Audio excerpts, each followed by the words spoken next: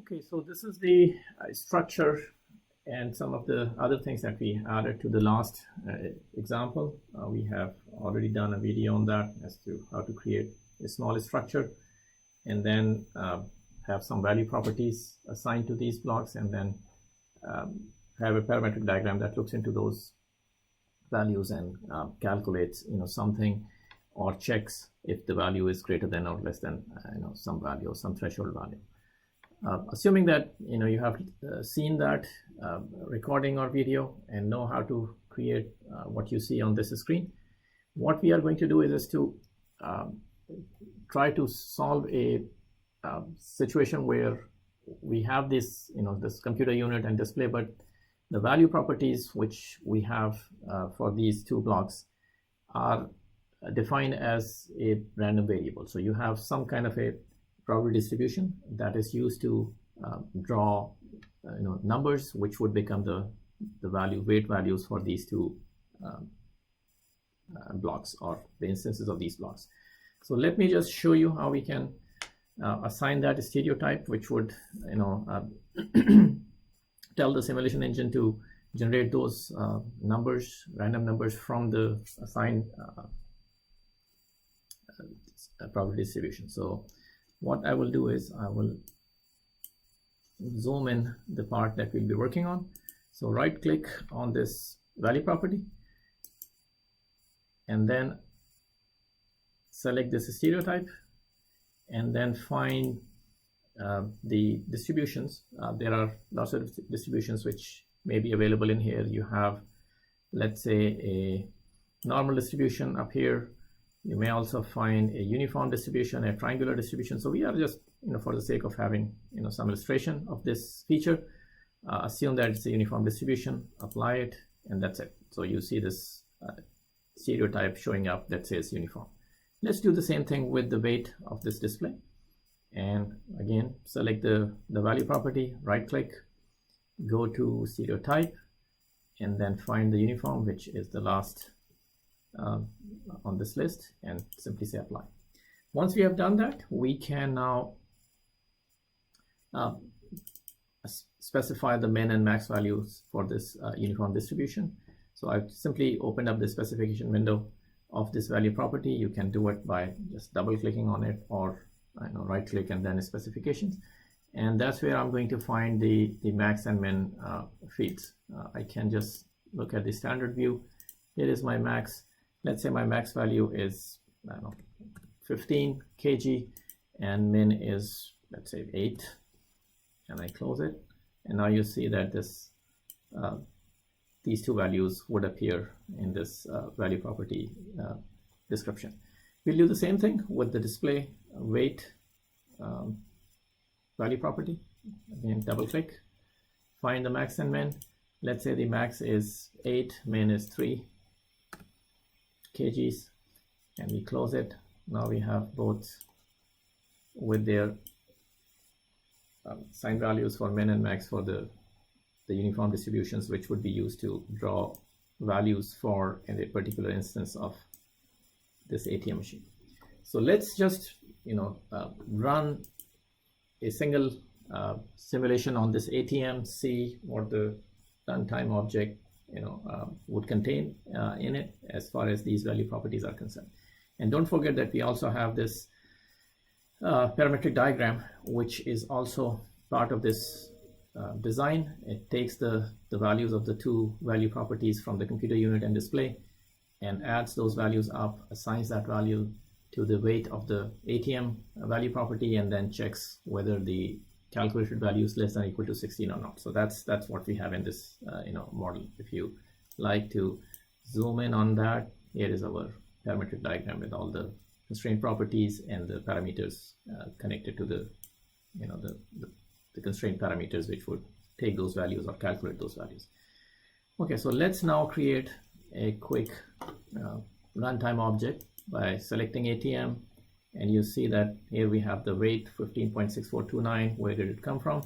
It came from the weight of CPU, which was randomly calculated to be 11.2703. We also have the weight of the display, again generated by the distribution, and we also see that the in this example, in this instance, the maximum limit for the weight is within the maximum limit, and therefore we see all the green boxes which tell us that this combination of these two things, computer unit and display, are feasible components to be used to build an ATM that has this requirement of a maximum weight. Okay, so again, since it's randomly generated, we can run it as many times, and every time you will see a different value to these value properties. So what we can do is we can have a simulation configuration which would run it for a very large number of times, so that we can have a large number of data points which we can use to estimate and do all sorts of averages and standard deviations of the population of different ATMs that one can construct with these random weights of these components.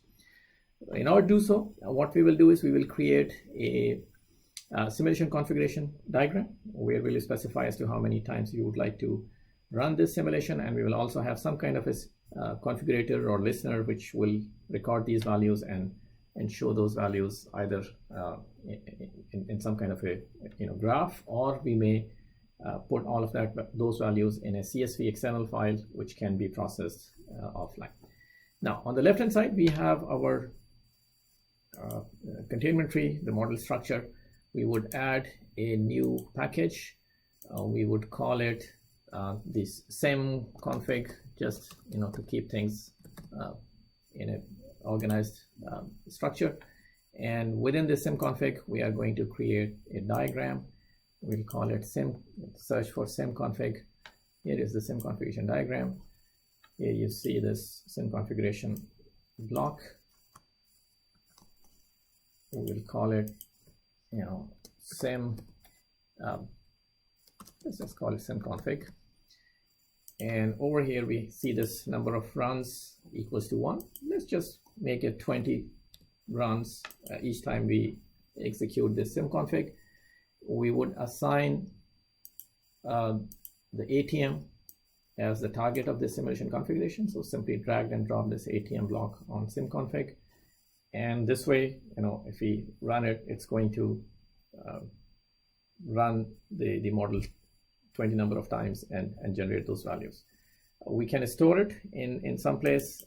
We can find the result location first of all. So we may create a separate package, and then may also specify if you would like to have an external file storing it and whatnot. So again, in this example, in this illustration, we are not doing that. What we will do is we will use this histogram